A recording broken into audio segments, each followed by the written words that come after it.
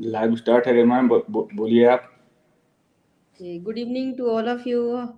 आज हम लोग एक बहुत ही महत्वपूर्ण विषय के साथ यहाँ पर उपस्थित हैं, जिसके बिना जीवन संभव नहीं है। जैसे हम लोग कहते हैं ना कि सांस लेते हैं तो ऑक्सीजन की जरूरत है, वैसे भोजन की जरूरत होती है, तो वहीं पानी की भी जरूरत होती है। तो हम लोगों ने देखा कि पानी तो हम लोगों को लगता है फ्री में मिल रहा है, हर चीजें फ्री है, बट उसकी उपयोगिता कैसे है, उसको सेव कैसे करें, आने वाले समय को ध्यान में रखते कैसे हम, जल ही जीवन है जो एक स्लोगन बहुत पहले हम लोगों को बताया गया है कि जल ही जीवन है, इसको बचाए रखने के लिए और इस पानी के महत्व को ध्यान में रखते हुए कैसे हम पूरे संसार को एक छोटा सा संदेश देना चाहते हैं। कहने के लिए तो ये छोटी बात है, लेकिन ये बहुत महत्वपूर्ण और बहुत बड़ी बात है। तो इसी टॉपिक को लेकर हमारे साथ जुड़ रहे हैं विवेक जी, विवेक रुद्रा जी, जो आपको दिखाई दे रहे होंगे स्क्रीन पर। तो मैं सर से चाहूंगी कि सर इस विषय को कंटिन्यू करें और बीच बीच में मैं आपके साथ जुड़ी रहूंगी और कुछ हमारे क्वेश्चन भी होंगे और हम आपके जवाब भी चाहते रहेंगे। नमस्कार सर, आपका स्वागत है हमारे इस विज्ञान संचारक समूह चैनल पर। अनिल त्रिपाठी सर और गीता मैम को बहुत बहुत धन्यवाद, जिनकी वजह से एक सुंदर सा प्लेटफॉर्म हमारे बीच में क्रिएट हुआ है और हम सभी लोग ऐसे प्लेटफॉर्म को हमेशा वंदना के स्वरूप से नवाजते हैं और चाहते हैं कि हर कोई इसी तरह आगे बढ़ता रहे और कुछ करता रहे। Sir welcome. धन्यवाद। इस मंच पर उपस्थित सभी अतिथियों का मैं स्वागत करता हूं। आज जो विषय है वो जल संरक्षण और प्रबंधन का है। जल एक ऐसा शब्द है कि जिसको हमारे दिमाग में आते ही हमारे शरीर के, हमारे भावों के, हमारे व्यक्तित्व के सारे पोरों पे ये बात अच्छे तरीके से आ जाती है कि जल को किस तरीके से हमें आगे देखना है। जल संरक्षण की जहां तक बात की जाए, सबसे पहले अगर आज विषय पे बात की जाए कि भाई जल संरक्षण किसे कहते हैं, जल प्रबंधन किसे कहते हैं, क्योंकि टॉपिक की शुरुआत तो उसी विषय से होनी चाहिए, उस परिभाषा से होनी चाहिए जो विषय को रिलेट कर रही हो। मेरे अनुसार जल संरक्षण की जो परिभाषा होनी चाहिए वो यह कि जल का समावेशी उपयोग ही जल संरक्षण कहलाता है। समावेशिता या धारणीयता से मतलब होता है भविष्य की आवश्यकताओं को ध्यान में रखते हुए वर्तमान की आवश्यकताओं को पूरा करना। दूसरे शब्दों में हम अगर कहना चाहें तो जल संरक्षण का मतलब है कि जल के अपव्यय को रोकना, जल का कुशलतम पूर्वक उपयोग करना। जल के कुशलतम उपयोग करने से आशय इस बात से है कि हमें जितनी जरूरत है, जितनी आवश्यकता है, उतनी जरूरत और आवश्यकता के अनुसार हम जल का उपयोग करें। दूसरा शब्द है जल प्रबंधन। जल प्रबंधन से क्या मतलब है, वाटरशेड मैनेजमेंट क्या होता है। वाटरशेड मैनेजमेंट को लेकर के बहुत सारे हमारे देश में प्रोग्राम भी चलाए गए हैं। आसान भाषा में अगर मैं कहना चाहूं कि जल प्रबंधन क्या होता है तो इसका सिंपल सा मतलब यह है कि जल स्रोतों से लेकर के हमारे घर तक जल के प्रवाह के बीच में आने वाले सभी स्रोतों, सभी माध्यमों, सभी तकनीकियों का अच्छे से कुशलतम पूर्वक उपयोग करना ही जल प्रबंधन का एक सबसे बड़ा उदाहरण है। अब सवाल उठता है कि जल संरक्षण करने की आवश्यकता ही क्यों पड़ी। तो आवश्यकता क्यों पड़ी, इसको लेकर के बहुत ढेर सारे कॉन्सेप्ट हो सकते हैं, इसको लेकर के बहुत ढेर सारे बातें कही जा सकती हैं, लेकिन मेरा अपना विचार है कि कुछ तथ्यों के साथ अगर हम अपनी बात रखें तो उसकी वैल्यू जो है कुछ ज्यादा ही होती है। तो मेरे सामने मेरे हाथ में आप देख रहे होंगे कि एक नीति आयोग की रिपोर्ट है। उस नीति आयोग की रिपोर्ट को मैं आपके सामने रखूंगा।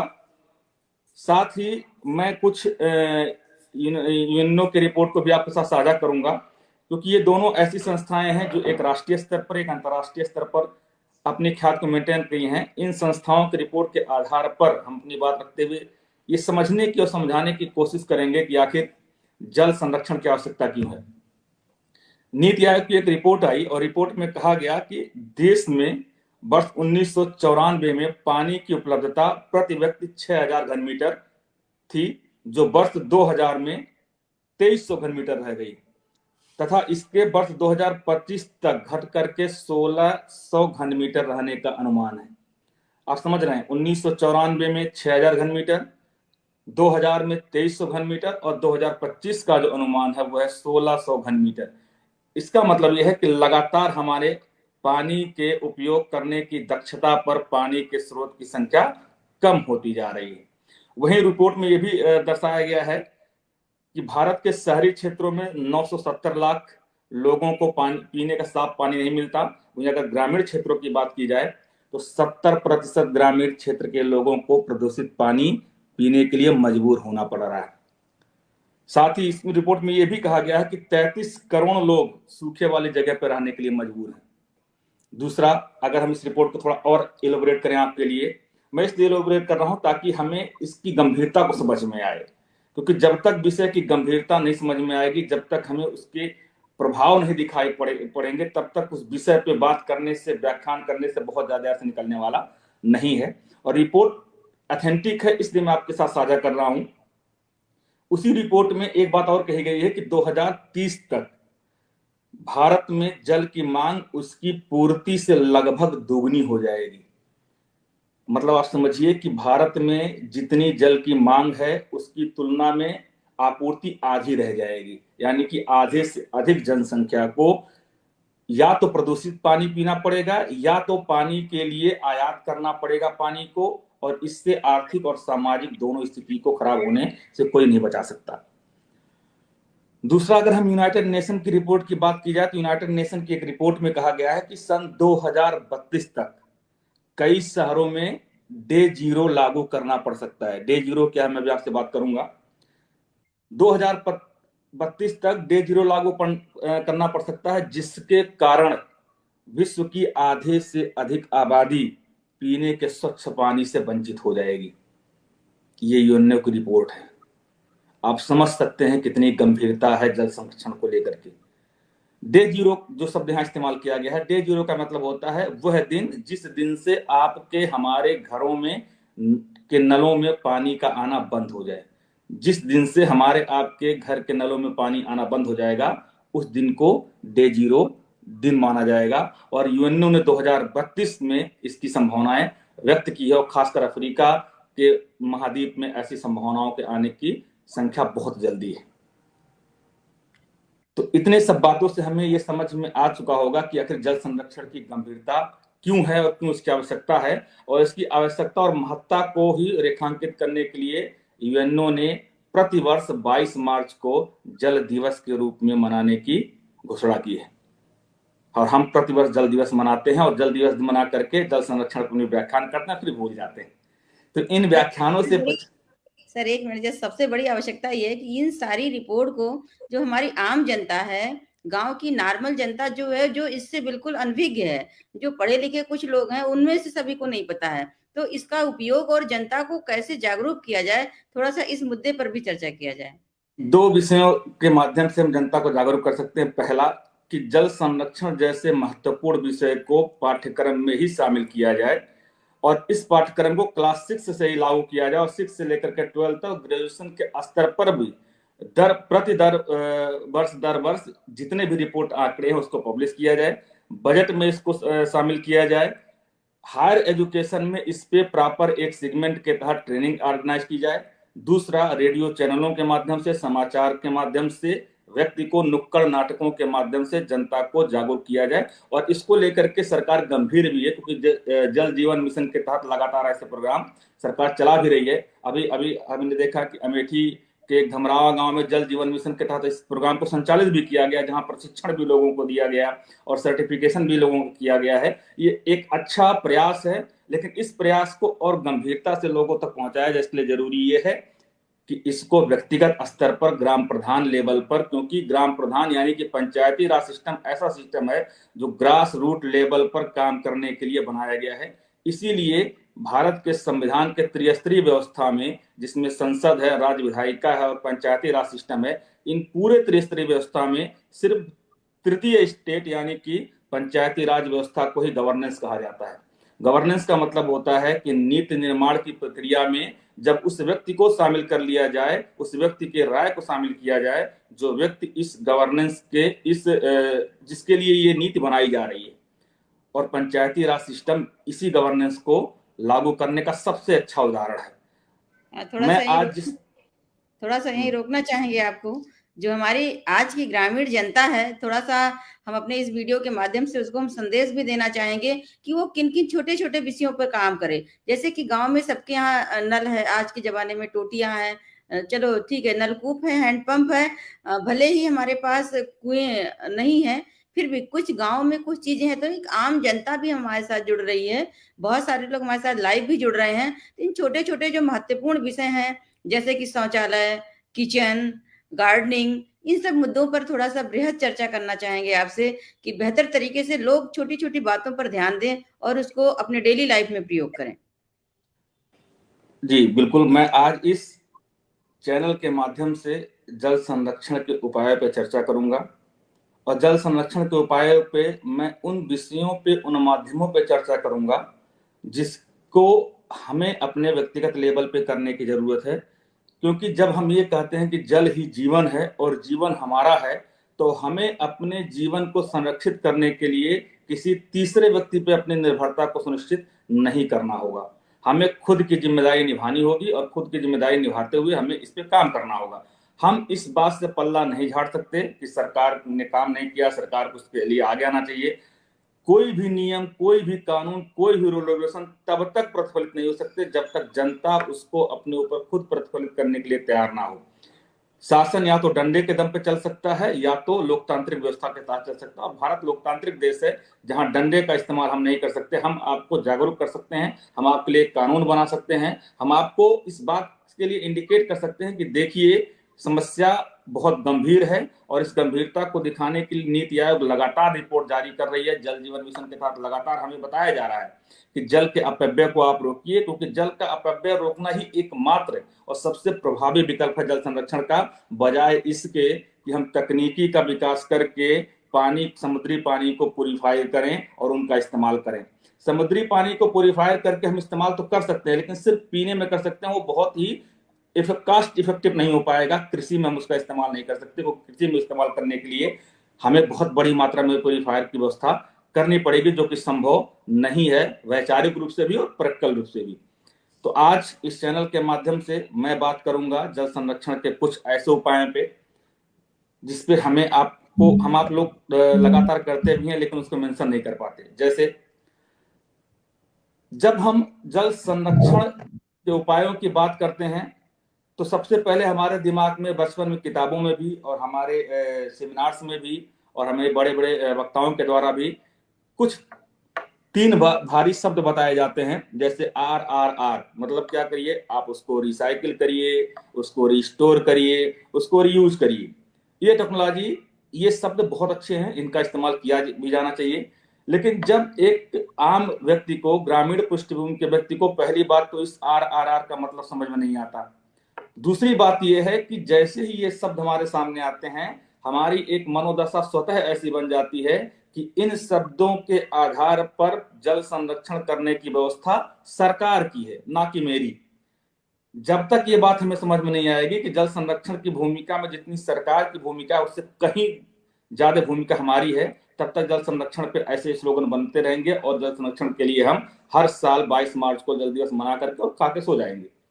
तो हम खा के समस्या है, टोकना चाहेंगे, सबसे बड़ी समस्या ये है कि गांव के किसी गलियों में, गांव इवन शहर में भी हमने अधिकांशता देखा है, इवन कि हमने रेलवे में भी देखा है कि हम जा रहे हैं और पानी बह रहा है। मतलब जो जल निगम की टोटियां हैं वो नॉन स्टॉप चल रही, कोई उसको बंद करने के लिए तैयार नहीं है। इवन कि अभी हम रेलवे स्टेशन पर जा रहे थे, वहां पे पानी पूरा बह रहा था, फिर हमारे साथ में सारे स्टूडेंट्स हैं, हम लोगों ने बोला तो बच्चे जाके उस पानी को बंद किए हैं। तो ये सारी जो विसंगतियां हैं, इनको दूर करने के आपके क्या विचार हो सकते हैं? मैं वही कहना चाह रहा हूं कि जल संरक्षण जैसे विषय पे सबसे प्रभावी उपाय है हमें अपनी आदत को सुधारना होगा, क्योंकि हमारी आदत बिगड़ चुकी है। हमें जल का मतलब फ्री, जब कोई चीज हमें फ्री में मिलती है तो हम उसकी वैल्यू करना बंद कर देते हैं और उसका दोहन करना स्टार्ट करते हैं। जब हम एक स्टेशन पे 20 रुपए का पानी खरीद के पीते हैं, तब हमें उस पानी को, हम लखनऊ से बैठते हैं अहमदाबाद तक उस पानी को पीते हुए चले जाते हैं घूंट घूंट पर। लेकिन जब वही पानी हम स्टेशन से बोतल में भरते हैं, तो इसको पानी को अन्यत्र व्यर्थ करते हुए निकल जाते हैं। तो सबसे पहले हमें अपनी आदत में सुधार करनी होगी, और आज मैं इस चैनल के माध्यम से उसी आदत पर कुछ बात करूंगा।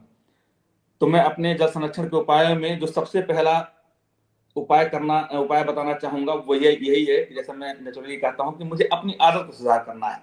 आरोग्य में सुधार कैसे करना, जैसे मान लीजिए पहले हम सुधार करेंगे अपने दैनिक जीवन में। दैनिक जीवन में पानी कैसे बचा सकते हैं, मैं अभी आपको जो बताऊंगा आपको लगेगा कि यार ऐसा करके भी मैं जल संरक्षण में अपनी महत्वपूर्ण भूमिका को निभा सकता हूँ। जैसे पहले स्थान पे हम देखते हैं, भारत के आज लगभग 70 से 80% घरों में आरओ लगा हुआ है। आरओ के थ्रू हम पानी को प्योरीफायर करते हैं और उससे पानी का इस्तेमाल हम पीने में करते हैं। लेकिन शायद आप नहीं जानते होंगे, और जानते भी होंगे शायद उस पर अमल नहीं करते होंगे, आरओ से प्यूरिफायर होने वाले कुल पानी का 60% पानी व्यर्थ जाता है। उसमें से केवल 40% पानी ही हम अपने इस्तेमाल में यूज कर सकते हैं। इसका मतलब यह है, आज के जमाने में आरओ भी तो जरूरी है। मैं वही बात करने जा रहा हूँ कि आरओ, मैं ये नहीं कह रहा हूँ कि आप आरओ मत लगाइए, क्योंकि आरओ जरूरी है। क्यों, इसके पहले सोचिए ना कि आरओ क्यों नहीं जरूरी था। आज के 20 साल 25 साल पहले जब हम गांव में रहते थे, हमारे दादाजी हमारे पिताजी कहानियां सुनाया करते थे, नल से पानी चलाते थे, भरते थे, मीठा पानी हुआ करता था, कहीं कोई आरओ व्यवस्था नहीं थी। आखिर आरओ की जरूरत क्यों पड़ी? पहले आरओ आया, फिर हमने कहा कि नहीं हमको यूबी आरओ चाहिए, फिर हमने कहा नहीं हमको तांबे का आरओ चाहिए।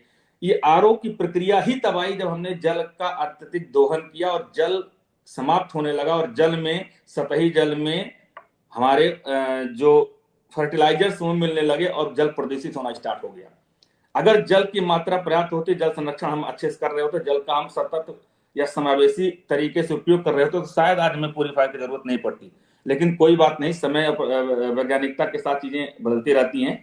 हम ये नहीं कहते कि आप प्यूरीफायर का इस्तेमाल नहीं करिए, हम ये कहते हैं प्यूरीफायर का इस्तेमाल करिए, लेकिन प्यूरीफायर का इस्तेमाल भी धारणीयता के साथ करिए। आप कैसे धारणीयता के साथ करेंगे, मैं एक छोटे एग्जांपल से आपको समझाने की कोशिश करता हूं। जैसे आपके घर में आरओ लगा है, जैसे अभी हमने कहा कि आरओ के कुल पानी का 60% वेस्ट होता है, 40% पानी का हम केवल इस्तेमाल करते हैं। एक नॉर्मल आरओ की कैपेसिटी होती है 10 लीटर, यानी कि 10 लीटर पानी हमें प्राप्त करने के लिए 6 लीटर पानी बेकार फेंकना पड़ता है। यानी कि 16 लीटर पानी में हमें 10 लीटर पानी मिलता है, 6 लीटर पानी हमारा वेस्ट जाता है। अगर आप सोचिए कि 10 लीटर पानी आप घर भर में, अगर 4-5 परिवार की फैमिली है, जैसा भारत में कहा जाता है कि परिवार मतलब 5 लोगों का समूह, 5 लोगों का समूह दिन भर में कुल मिलाकर के 60 लीटर पानी पिएगी। 60 लीटर पानी का मतलब हो गया 10-10 के चैनल में 6 बार हमें आरओ को चलाना पड़ेगा। 6 बार का मतलब हो गया कि 36 लीटर पानी हमारा व्यर्थ गया एक दिन में।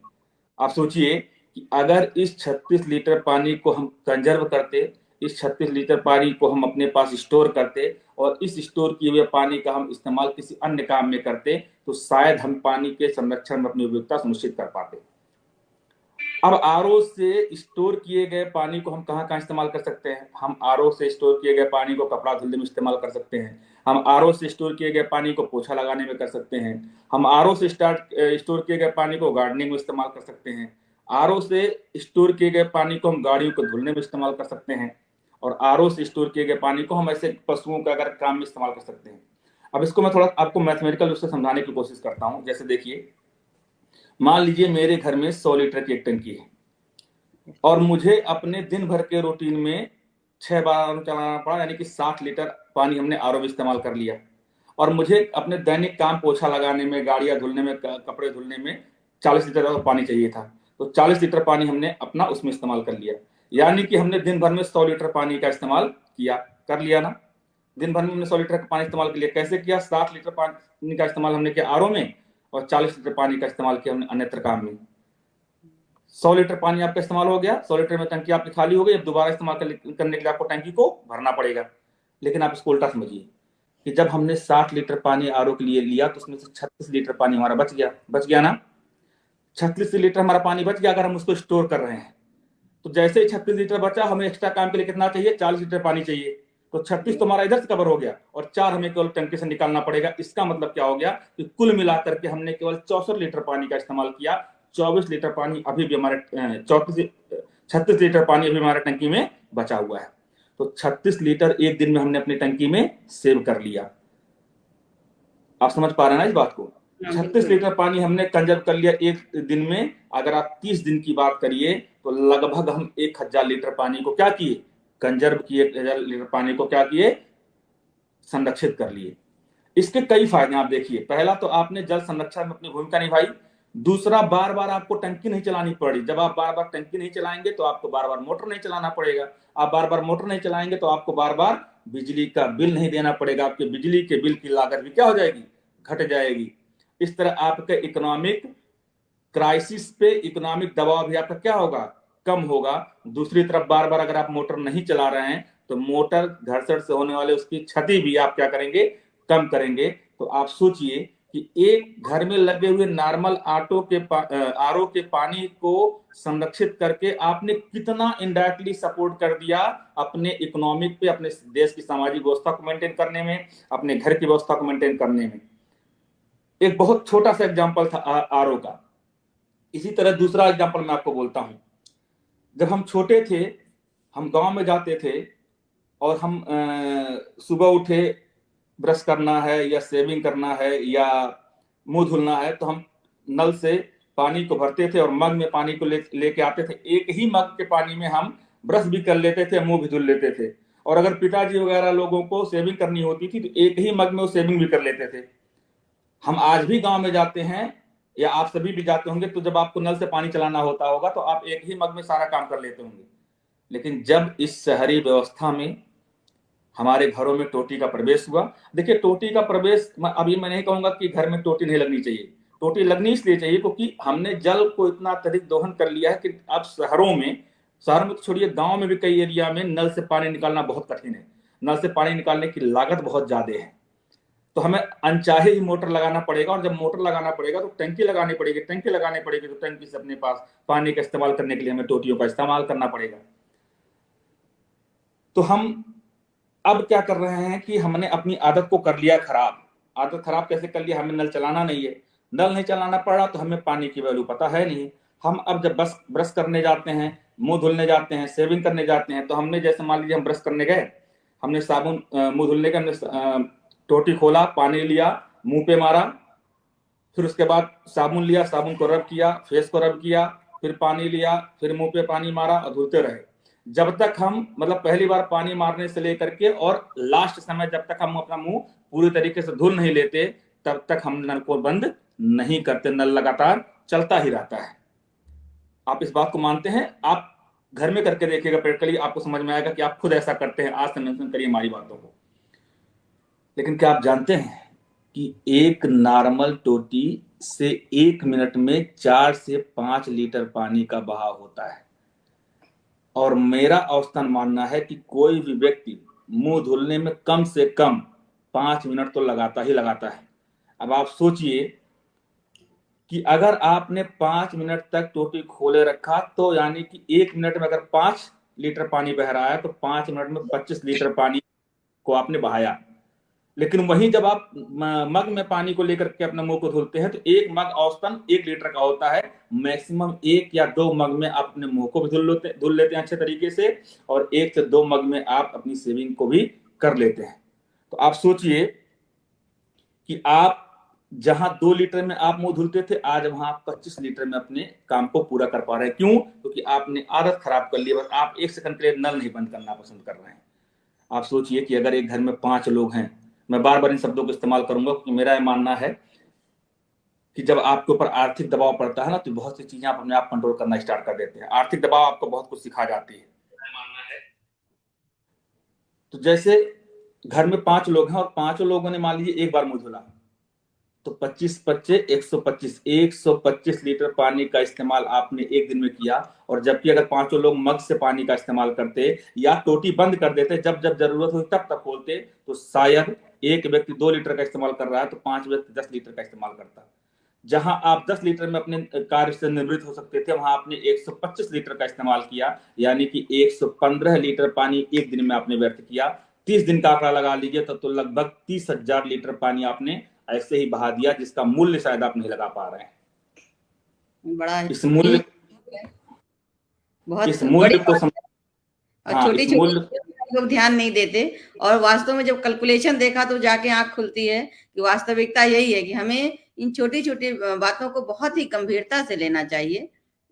तो इन मूल्यों को आपको समझना पड़ेगा। और फिर मैं एक बात रिपीट करूंगा कि अगर आप इस तरीके से 30,000 लीटर पानी एक महीने में बचाते हैं, या छोटे स्तर पर कहें 125 लीटर पानी पर डे आप बचाते हैं, तो आप इस देश के, इस विश्व के कुल मिलाकर के 30 से 40% लोगों को वर्तमान में और अपनी आने वाली पीढ़ी के लिए पानी सुरक्षित कर रहे हैं, अपनी भूमिका को निभा रहे हैं। ये किसी भी महानता से कम नहीं है।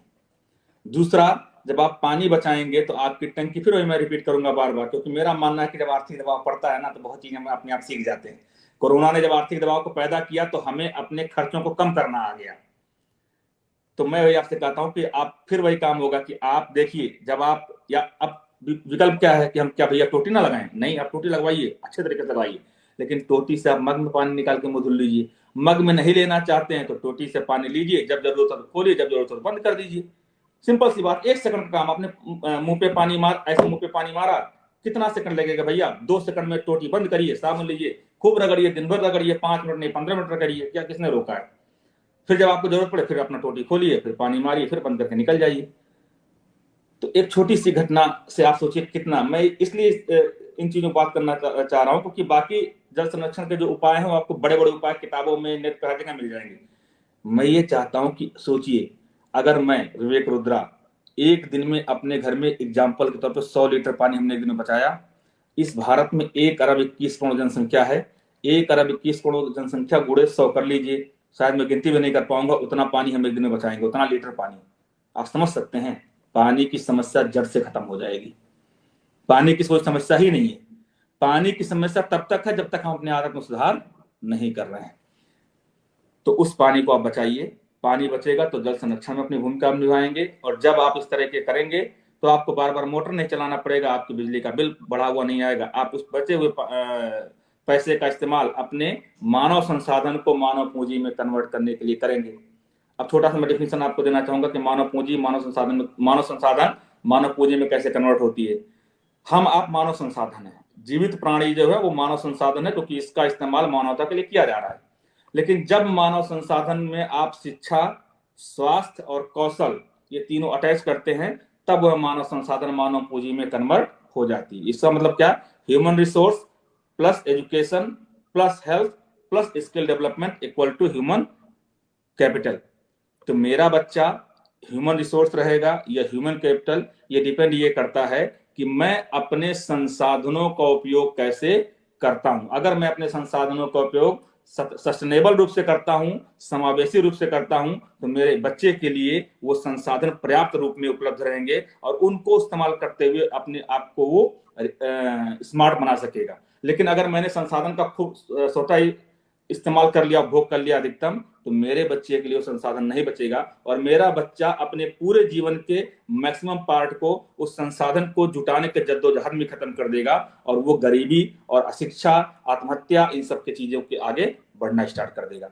तो यहाँ सिर्फ जल संरक्षण केवल एक विषय नहीं है, जल संरक्षण पूरी मानवता को संरक्षित करने का सबसे अहम विषय है, क्योंकि जल ही जीवन है, इससे मत भागिए। जल के बिना कुछ भी संभव नहीं है। और आप शायद ये जानते होंगे कि हमारे शरीर का लगभग, साइंटिफिक डाटा तो गरिमा जी बताएंगे, लेकिन मेरे हिसाब से मेरे शरीर का लगभग 90 से 92% पानी होता है।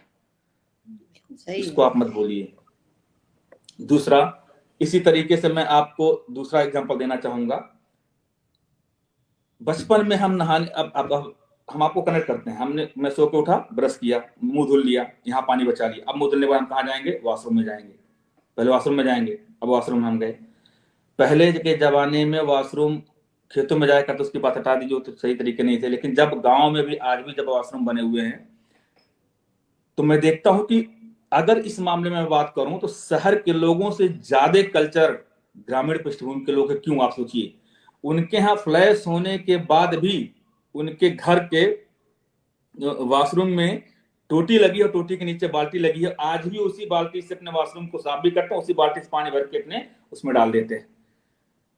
मैं ये नहीं कहता कि आप ये करिए, मैं ये नहीं कहता कि आप फ्लैश का इस्तेमाल बिल्कुल मत करिए, क्योंकि फ्लैश का इस्तेमाल करना आज की जरूरत है। इस भाग दौड़ की दुनिया में समय को बचाना बहुत जरूरी है। लेकिन फ्लैश का इस्तेमाल आजकल, हम जब फ्लैश लेने जाते हैं तो ना तो हमें दुकानदार बताता है और ना तो हमें इस बात की जानकारी होती है कि फ्लैश भी कई तरीके के होते हैं। एक फ्लैश है जिसको हाई पावर फ्लैश बोलते हैं, एक फ्लैश है जिसको लो फ्रिक्वेंसी फ्लैश बोलते हैं। हमें हमेशा लो फ्रिक्वेंसी फ्लैश का इस्तेमाल करना चाहिए। क्यों? क्योंकि एक वॉशरूम को साफ होने के लिए मिनिमम 3 से 4 लीटर पानी की जरूरत होती है, और 3 से 4 लीटर पानी में हमारा फ्लैश एक बार हम करने पे हमारा वॉशरूम अच्छे तरीके से साफ हो जाता है, और वो जो डस्ट मटेरियल से उसको जहां विस्थापित होना हो जाएगा।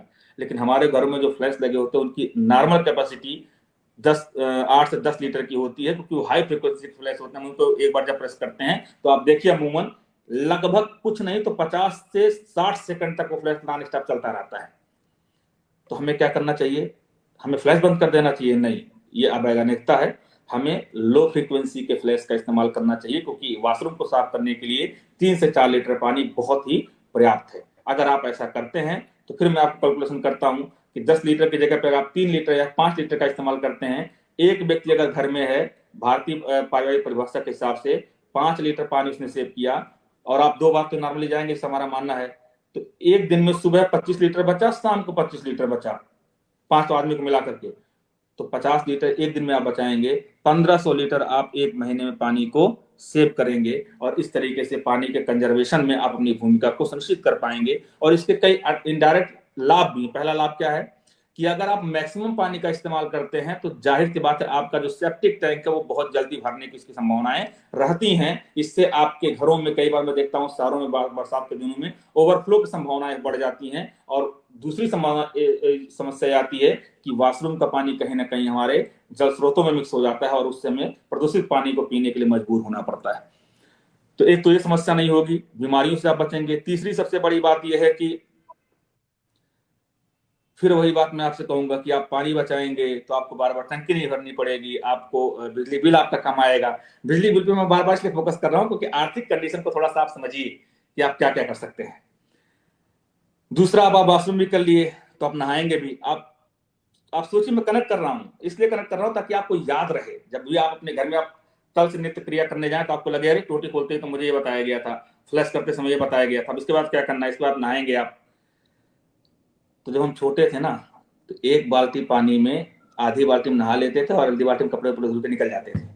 हम जब बड़े हुए, शहर में आए, तो हमने शावर लगा लिया, बढ़िया शावर खोले हैं और डीजे बाबू का गाना गाते हुए पीट पीट के नहा रहे हैं। लेकिन जब फिर गांव गए साल में एक बार होली दीपावली में, फिर लगाया नल चलाना पड़ेगा। कोई बात नहीं, एक बार नल चलाए, बाल्टी भर गया। पिताजी ने कहा भैया एक बार और निकालो, कहे नहीं बस करो, अब एक बहुत चला लिया, दर्द कर रहा हाथ वगैरह। तो क्यों हमारे नेचर में चेंज हो गया कि हम सुबह तक मान लीजिए शहर में थे तो हमने सावर से खूब पानी बहाया, और जब गांव में चले गए तो हमने एक बाल्टी में नहा लिया। क्यों? क्योंकि हमारा आदत खराब हो गई है।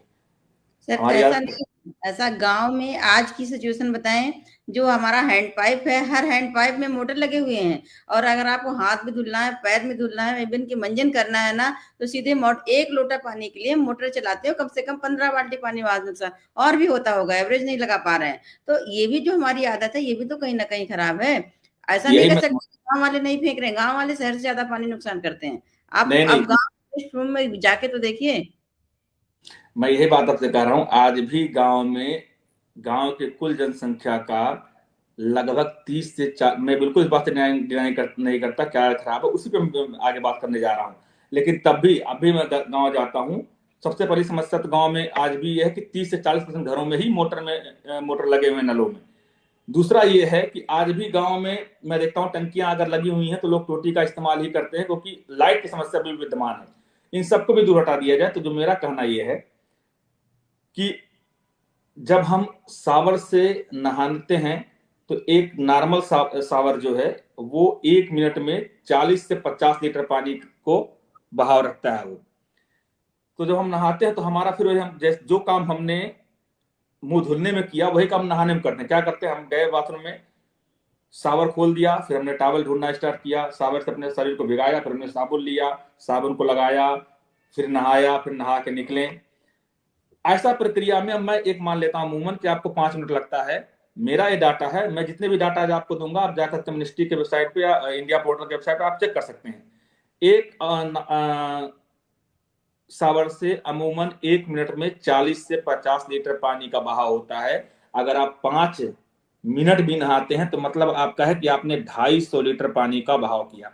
अब आप सोचिए कि अगर आप एक अमूमन बाल्टी जो घरों में होती है 10 लीटर की होती है, अमूमन बाल्टी, मैक्सिमम बाल्टी जो जिसको आप कह सकते हैं 10 लीटर की होती है, जब हम बाल्टी से, टोटी से, नल से पानी भर के बाल्टी में नहाते हैं, चाहे वो हैंडपंप से भरे या टोटी खोल के भरे, तो अमूमन 2 बाल्टी पानी में हम नहा के निकल जाते हैं। 2 बाल्टी का मतलब 20 लीटर। लेकिन जब हम शावर का इस्तेमाल करते हैं तो वही शावर से हम 250 लीटर पानी का इस्तेमाल कर रहे हैं, यानी कि हमने 230 लीटर पानी एक्स्ट्रा बहा दिया।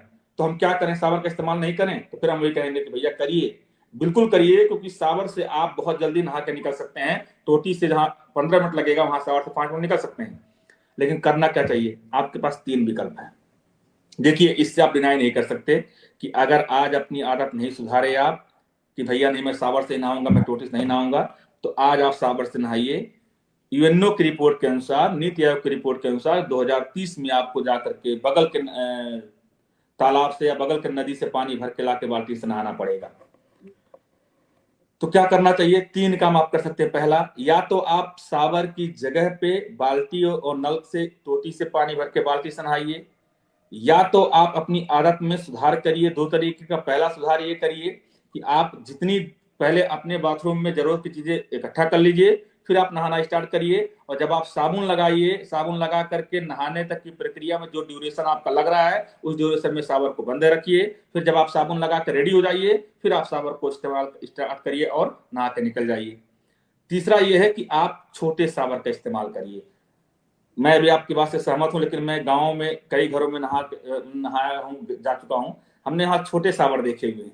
मैंने महसूस भी किया कि मेरे लखनऊ में भी मेरे घर में बड़ा शावर लगा हुआ है। मैं जितनी बातें आपको कह रहा हूं, मैं इसका प्रैक्टिकल करके खुद देख चुका हूं।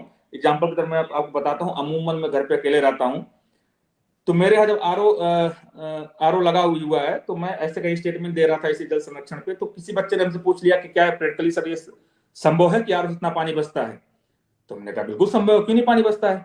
लेकिन मैंने उस प्रैक्टिकल को करके देखा नहीं था। उस बच्चे ने सवाल किया, क्या सर आपने कभी किया है? हमने ईमानदारी से बोला, नहीं मैंने किया तो नहीं है, लेकिन मैंने इसको देखा है, पढ़ा है। लेकिन उस बच्चे की बात हमें बहुत खटकी। मैं लौटा, घर आया, तो हमने आरओ से उस पानी को कंजर्व करने की कोशिश की। तो मैंने एक चीज देखा कि जब मैं आरओ के पानी को कंजर्व नहीं कर रहा था और अपने दैनिक कामों के लिए हम टंकी के पानी का इस्तेमाल करते थे, तो हमारी 500 लीटर की औसतन टंकी हम 3 दिन में भरते थे। लेकिन जब हमने पानी के आरओ के पानी को कंजर्व करना स्टार्ट किया, तो वही 500 लीटर की टंकी को हम 5 दिन में भरने लगे, यानी कि हमारा 2 दिन एक्स्ट्रा समय बढ़ गया। और ऐसा करके ना केवल मैंने पानी का कंजर्वेशन किया, मैं देख रहा हूं कि मेरे बहुत से काम आसान हो गए। कैसे आसान हो गया? मान लीजिए जब मुझे गार्डनिंग करनी है, लाइट नहीं है, तो मैं बैठा हूं कि लाइट आए तो पानी चलाऊंगा, टंकी खाली ना हो जाए। या कई बार ऐसा हुआ कि मैं पढ़ते पढ़ते सो गया, नहीं मोटर चला पाया, टंकी पानी नहीं है, तो कोई दिक्कत नहीं, मेरे पास पानी स्टोर ऑलरेडी रखा हुआ है। तो मैं आपसे बता रहा था, इस तरीके से आप काम कर सकते हैं कि छोटे शावर का इस्तेमाल आप करिए, अपनी आदत में सुधार करिए। तीसरा यह है कि कई बार मैं देखता हूं, पता नहीं, मैं तो देखा हुआ हूं कि शावर नहाने के बाद जो अपने नित्य वस्त्र हैं उसको भी लोग शावर के नीचे धुलना पसंद करते हैं। आप ऐसा नहीं करिए, क्योंकि मैंने आपसे बताया 1 मिनट में 40 से 50 लीटर आपका पानी का बहाव होता है। नहाने के बाद आप बचे कपड़ों को आप एक बाल्टी में पानी लेकर के धुल सकते हैं, और वो काम आपका 2 से 3 लीटर पानी में हो जाएगा। दूसरा, आज सबके घरों में गीजर लगा हुआ, मैक्सिमम घरों में गीजर लगा हुआ। गीजर के जब हम गीजर ऑन करते हैं और गीजर से जब हम पानी निकालते हैं, तो शुरुआत में लगभग 1 से 1.5 लीटर, मैक्सिमम 2 लीटर पानी ठंडा निकलता है। हम क्या करते हैं, उस ठंडे पानी को फेंक देते हैं और फिर से हम जब गर्म पानी को भरना स्टार्ट करते हैं, जबकि हम जानते हैं कि गर्म पानी में हमें ठंडा पानी मिला करके ही नहाना है, लेकिन हम 2 लीटर पानी अपना फेंक दिए। तो हम ऐसा भी कर सकते हैं कि या तो उस पानी को हम फेंकें ना, क्योंकि हमें गर्म पानी में ठंडा मिलाना ही है। दूसरा, या तो हम उस 2 लीटर के पानी को कहीं अलग एकत्र कर लें, फिर अपने गर्म पानी से हम नहा लें। नहाने के बाद अपने नित्य कर्म के जो वस्त्र हैं उस 2 लीटर पानी में हम धुल लें। अगर आप ऐसा करते हैं तो आप सोचिए कि 2 लीटर पानी आपने एक आदमी ने बचाया, 5 आदमी 10 लीटर पानी एक दिन में बचाएंगे, 300 लीटर पानी आप महीने का बचा रहे हैं। ठीक इसी प्रकार से 250 लीटर पानी आप शावर में इस्तेमाल करते थे, 230 लीटर पानी आप बचा सकते हैं अगर आप बाल्टी से इस्तेमाल करते हैं या शावर को खोल बंद करते हैं, अपने सिस्टम अपने अनुसार आप यूज करिए, तब भी मैक्सिमम आप 200 लीटर पानी बचाएंगे एक आदमी। 5 आदमी 1000 लीटर पानी बचा रहा है, 30 दिन में आप सोचिए 3 लाख लीटर लगभग हमें लगता है पानी बचेगा आपका। ये बहुत बड़ा ह्यूज अमाउंट है, इसको आप ऐसे मत देखिए। आप सोचिए कि आज आप कभी, इससे पहले आपने सोचा था कि मैं कितना पानी व्यर्थ करता हूं? आप सोचिए इस बात को, कितना पानी आप व्यर्थ करते हैं। दूसरा, घरों में सबके गार्डन होता है, गार्डन में आप पानी का इस्तेमाल करते हैं अपने पौधों को सींचने के लिए। जब पौधों को सींचने के लिए पानी का इस्तेमाल करते हैं तो मेरी भी आदत है, आपकी भी रही होगी, मैंने अपनी आदत सुधारी, अब आप अपना देख लीजिए आपको सुधारना कि नहीं। मैं अपनी आदत को सुधार करके अपने बच्चे, अपने फ्यूचर के लिए कुछ तो कंजर्व कर ही रहा हूं। आप कर रहे हैं कि नहीं, आपको तय करना है। मैंने क्या किया, मैंने देखा कि जब, और एक साइंटिफिक डाटा भी है कि जब मैं पाइप के थ्रू अपनी गार्डनिंग करता था तो मेरी टंकी 1 घंटे में खाली हो जाती थी, मुझे 1 घंटे में 2 बार भरना पड़ता था। तो मैंने कहा यार बहुत समस्या आई है कि या तो मैं अपनी टंकी का क्षमता बढ़वाऊं या तो डबल टंकी लगवाऊं। फिर मैंने पढ़ना स्टार्ट किया कि इस समस्या का निजात क्या हो सकता है। तो हमने देखा कि मैं कुछ मॉडल भी आपको बताऊंगा। मैंने देखा, पढ़ना स्टार्ट, मुझे पता चला कि जो औसतन पाइप होता है जिससे हम अपनी गार्डनिंग करते हैं, आवाज आ रही मेरी आपको? हाँ बिल्कुल। गार्डनिंग करते हैं तो हमने देखा कि एक पाइप जो गार्डन में हम रखते हैं उससे 1 घंटे में 1000 लीटर पानी निकलता है, और गार्डनिंग के पानी को सींचने में मुझे मैक्सिमम मतलब कम से कम 30 मिनट लगते थे। यानी कि 30 मिनट में हम 500 लीटर पानी का इस्तेमाल कर रहे हैं, जबकि जरूरत उतनी है नहीं हमें पानी की, क्योंकि हमने कोई गन्ने का खेत नहीं लगा रखा है, हमने फूल लगा रखे हैं जिसमें थोड़े पानी से नमी की जरूरत है, सतही नमी की जरूरत है। लेकिन हम अनभिज्ञ थे, हम अशिक्षित थे, हमें पानी की वैल्यू नहीं पता थी। हमने क्या किया, टोटी पाइप लगा दिया, नल खोल दिया, चाय लेके बैठ गए, भर गया, जब भर के हमारे पैरों के पास आने लगा तो हम उसको बंद करने गए, उतने में टंकी खाली हो गई। लेकिन जब हमने इसको देखा तो हमें पता चला इसका विकल्प क्या है।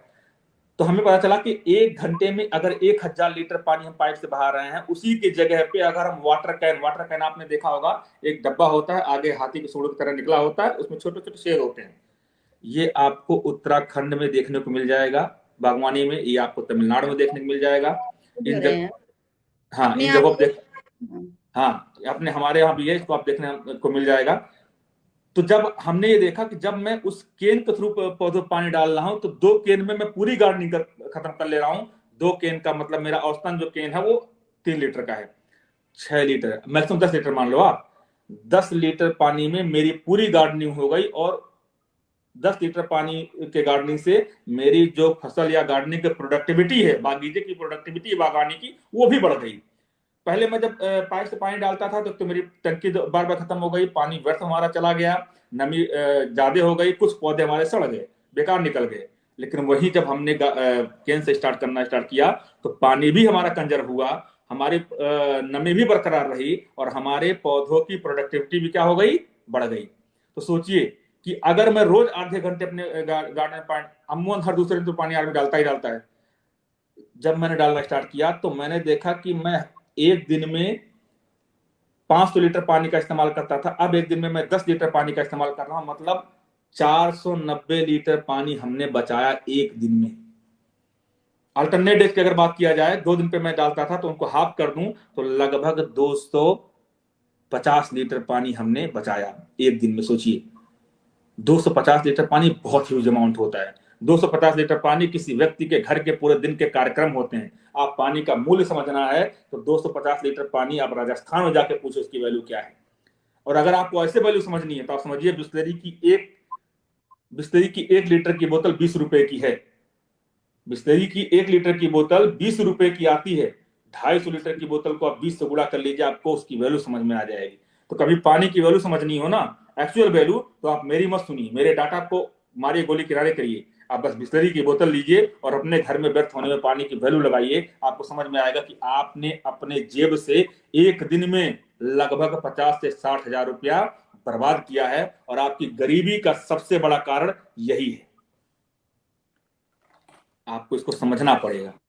समझने के साथ साथ हम लोगों ने कुछ और देखा है, जो ग्रामीण पृष्ठभूमि में जो हमारे हैंडपंप लगे होते हैं, कुछ कई जगहों पर देखा, हर जगह तो नहीं देखा, उस हैंडपंप के कॉर्नर पे जहां से हमारी नालियां निकलती हैं उसके सामने कम से कम 1 से 2 गड्ढे बनते हैं। उस गड्ढे में भी पानी फिल्टर होके, कुछ कंकड़ वंकड़ डाल के फिल्टर करके, जो हमारा गंदा पानी है वो साफ करके भी हम लोग गार्डनिंग में यूज कर सकते हैं। इवन कि बिल्कुल कर सकते हैं। गांव में देखिए भैंस वगैरह लोग नहलाते हैं ना, तो इस पानी का यूज कर सकते हैं। तमाम काम, छोटे मोटे काम इस पानी से यूज कर सकते हैं। तो ये तो बहुत अच्छा है, जो कि हम इसकी वैल्यू ही नहीं जानते थे, जानते हैं पर मानते ही नहीं थे, और कभी कैलकुलेशन वे में इसको देखा ही नहीं। और आज आपने बहुत अच्छी महत्वपूर्ण बात बताई कि कम से कम हम जब भी पानी के पास जाएंगे उसकी वैल्यू तो समझेंगे।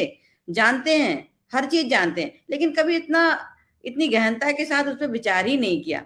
थोड़ा सा सर साथ में वाटर हार्वेस्टिंग सिस्टम पे भी बात करना चाहेंगे मैं आपसे। आ रहा हूँ, पानी थोड़ा सा नहीं, मैं आ रहा हूँ। है। हाँ जी।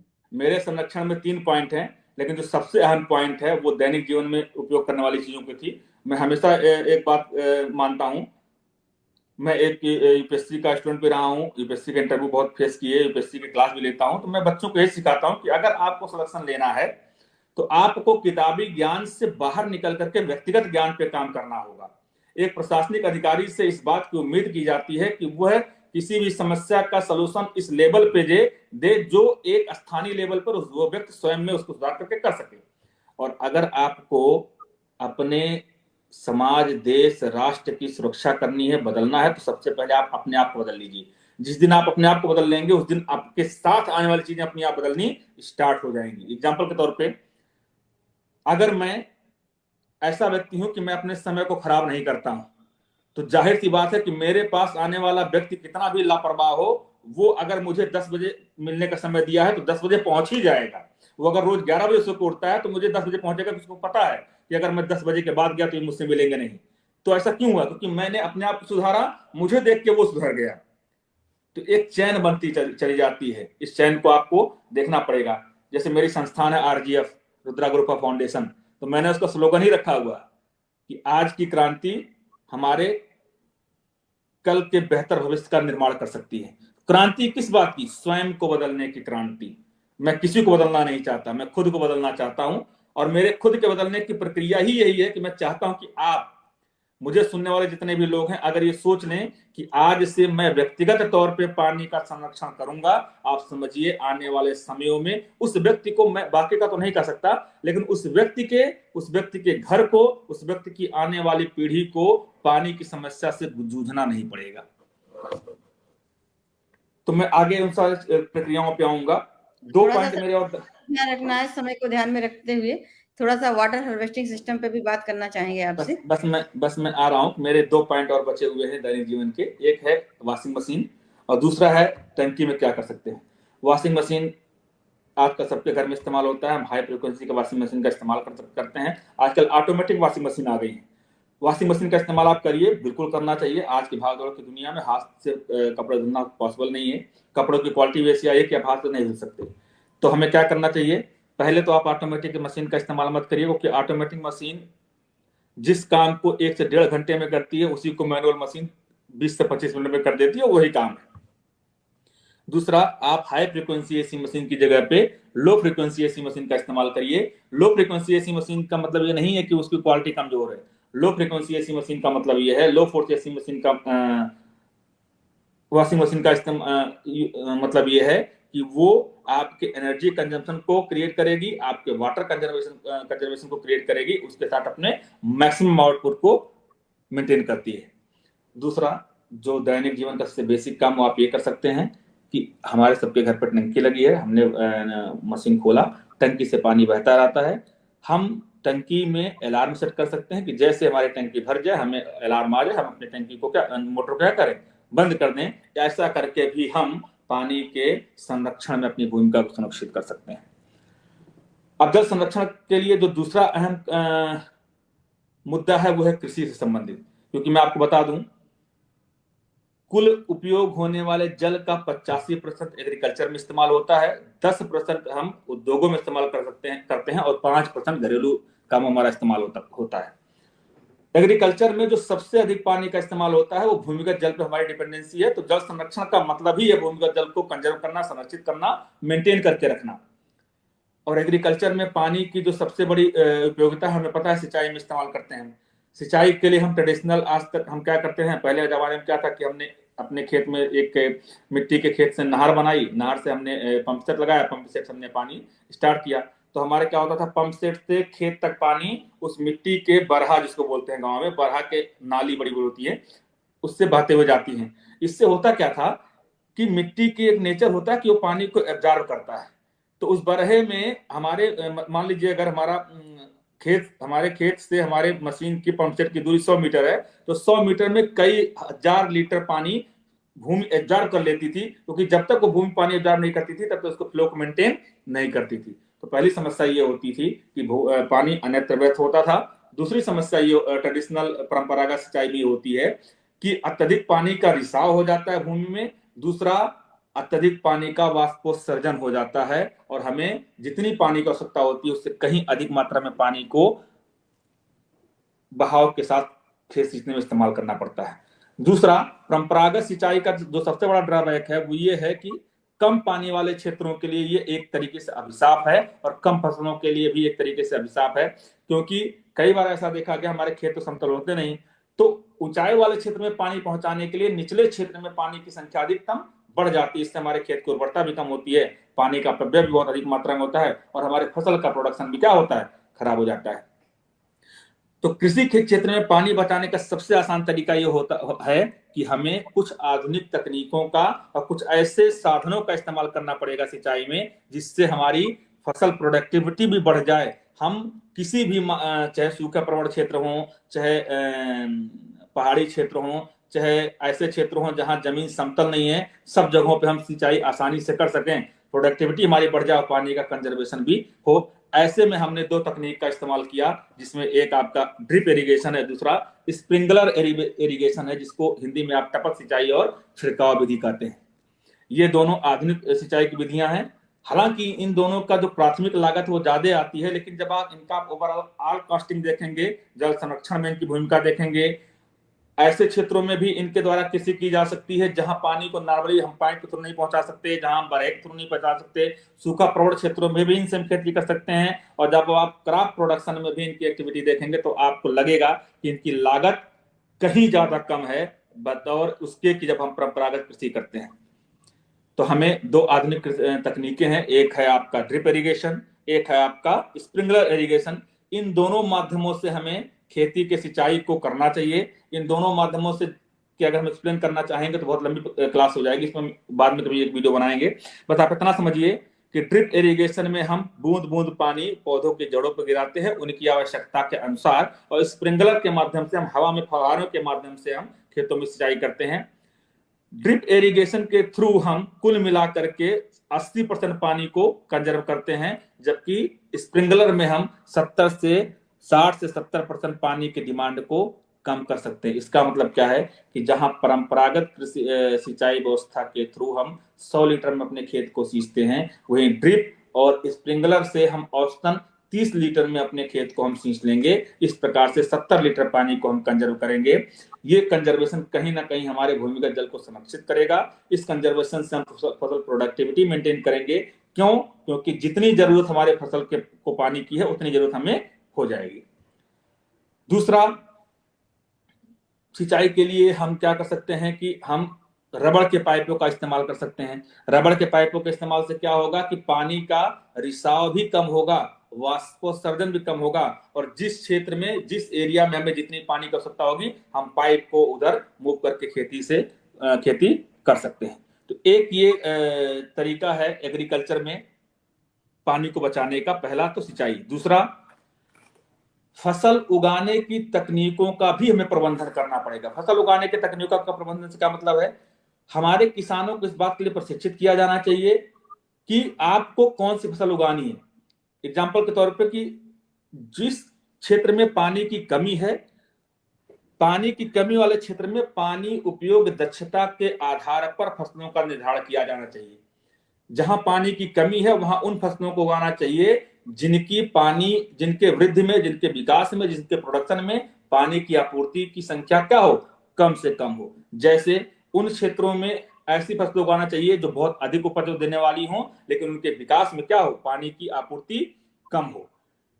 पानी की कमी वाले क्षेत्रों में उन फसलों को उगाना चाहिए जो कम अवधि वाली हों।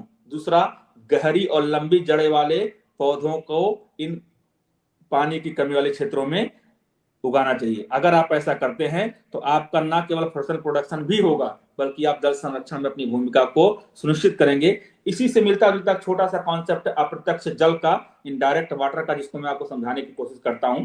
इनडायरेक्ट वाटर का कॉन्सेप्ट यह है कि जिन क्षेत्रों में पानी है उन क्षेत्रों में, जिन क्षेत्रों में अधिक पानी है उन क्षेत्रों में आप अधिक पानी वाली फसलों को पैदा करिए, जिन क्षेत्रों में कम पानी है वहां कम पानी वाली फसलों को पैदा करिए। अधिक पानी वाले क्षेत्रों से कम पानी वाले क्षेत्रों की तरफ फसलों का ट्रांसफॉर्मेशन करिए। इसको मैं आपको दूसरी भाषा में समझाता हूं। जैसे मान लीजिए लखनऊ है और दूसरा मान लीजिए गोरखपुर है, या ऐसे समझिए पश्चिम बंगाल है, उत्तर प्रदेश है, पंजाब है। पश्चिम बंगाल में पानी है क्योंकि पश्चिम बंगाल नदियों के संग्रहण का क्षेत्र है। पश्चिम बंगाल के तरफ समुद्र है।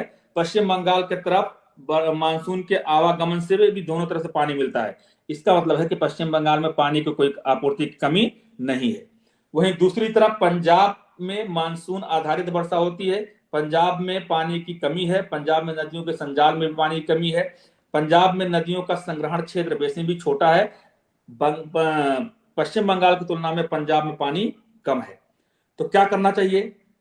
पश्चिम बंगाल को चावल पैदा करना चाहिए और पंजाब को क्या पैदा करना चाहिए? गेहूं पैदा करना चाहिए। क्यों? क्योंकि पश्चिम बंगाल चावल के लिए आदर्श स्थिति है और पंजाब गेहूं के लिए आदर्श स्थिति है। अब सवाल ये उठता है कि फिर इन दोनों के खाद्य संग्रहण कैसे पूरा होंगे? अब होना यह चाहिए कि पंजाब को पश्चिम बंगाल से चावल मंगाना चाहिए और पश्चिम बंगाल को पंजाब से क्या करना चाहिए? गेहूं मंगाना चाहिए। अब आप समझेंगे इसमें इनडायरेक्ट वाटर कहां से आया। अब कैसे आया मैं समझाता हूं। अब मान लीजिए कि 1 कुंटल चावल पैदा करने में 10 लीटर पानी लगता है। 10 लीटर पानी लगता है। पश्चिम बंगाल ने तो चावल पैदा किया, उसको कोई दिक्कत नहीं, उसके पास 1000 लीटर पानी था। मान लीजिए 100 लीटर पानी था पश्चिम बंगाल के पास, और वो 100 लीटर पानी लगातार मेंटेन है। क्यों? क्योंकि वहां नदियों का संजाल बहुत बड़ा है। तो पश्चिम बंगाल ने 10 लीटर पानी का इस्तेमाल करके चावल पैदा कर लिया। तो पश्चिम बंगाल के पास 90 लीटर पानी बचा, लेकिन उसके पास पानी की कमी नहीं, क्योंकि फिर पानी नदियों के द्वारा आकर के 100 लीटर कंप्लीट हो जाएगा। तो पश्चिम बंगाल ने 1 कुंटल चावल पैदा कर लिया।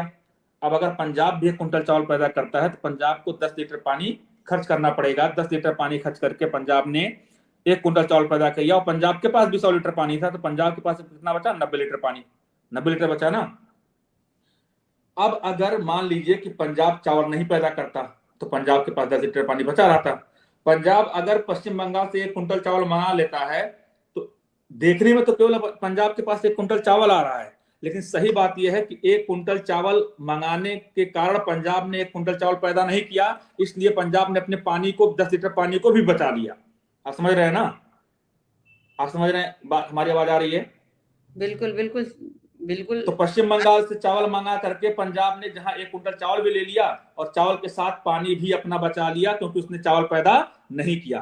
तो वो जो पानी बचाया, वो पानी जो दिख नहीं रहा है आपको, उस चावल के साथ वापस आ गया। इसी को हम बोलते हैं इनडायरेक्ट वाटर। ये सिद्धांत हमने इजराइल के साथ लागू किया, क्योंकि इजराइल चावल पानी संपन्न राष्ट्र, पानी का इस्तेमाल करने की उसको तकनीक है। तो हम दूसरा उपाय क्या कर सकते हैं कृषि में, कि फसल उगाने के तरीकों का प्रबंधन कर सकते हैं। अप्रत्यक्ष जल के सिद्धांत को हम कृषि में लागू कर सकते हैं। तीसरा यह है कि जो जर्जर नहरें हैं, नाले हैं और नदियों से आने वाले जो वितरिकाएं हैं, उनका रिसाव रोक सकते हैं। उनका रिसाव मरम्मत करके हम पानी के रिसाव को भी रोक सकते हैं, और इसको करके हम जल संरक्षण में अपनी भूमिका को क्या कर सकते हैं? सुनिश्चित कर सकते हैं। दूसरा जो सबसे बड़ा एक और रीजन है कि भारत में बहुत ऐसे क्षेत्र हैं जहां नदियां, बहुत ऐसे क्षेत्र क्या है, नदियां हमेशा ओपन रहती हैं, जलाशय ओपन होते हैं, सरोवर ओपन होते हैं, जल संग्रहण क्षेत्र ओपन होते हैं। इन क्षेत्रों में हवाओं के दबाव और सूर्य के प्रकाश के द्वारा वाष्पोत्सर्जन के माध्यम से पानी क्या होता है? वाष्प के रूप में उड़ता रहता है। तो वाष्पोत्सर्जन के कारण भी विभिन्न जल निकायों से जल को हम रोक सकते हैं, अगर वाष्पोत्सर्जन को कम कर ले जाएं।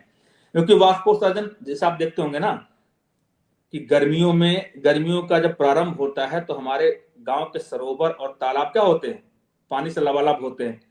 लेकिन जैसे जैसे गर्मी बढ़ती जाती है, मार्च अप्रैल के महीने में, जुलाई के महीने में अगर बारिश ना हो तो धीरे धीरे हमारे तालाब क्या होते हैं? सूखते रहते हैं। तो आपको नहीं लगता कि पानी गया कहाँ? कौन सूख ले गया? तो वो पानी हवाओं के दबाव और सूर्य के प्रकाश में वाष्पोत्सर्जित होकर क्या होते हैं? वाष्प में कन्वर्ट हो जाते हैं। अगर हम किसी माध्यम से इस वाष्पोत्सर्जन की दर को कम कर ले जाएं तो हम उस जलाशय और सरोवर के पानी को क्या करेंगे? मेंटेन करके रखेंगे। और उस अगर जलाशय और सरोवर के पानी को मेंटेन करके रखेंगे तो एक तरफ तो जहां हमारा भूमिगत जल मेंटेन रहेगा, वहीं जो हमने वाष्पोत्सर्जन की दर को कम करने के लिए टेक्नोलॉजी लगाई है, उससे जो पानी हमारा बचेगा उसका इस्तेमाल हम किसी अन्य काम में कर सकते हैं। ऐसा करके भी हम जल संरक्षण में अपनी भूमिका सुनिश्चित कर सकते हैं। तो सवाल उठता है कौन सी ऐसी तकनीक है? तो हम वायु रोधकों का इस्तेमाल कर सकते हैं ताकि वायु के दबाव को कम कर सकें।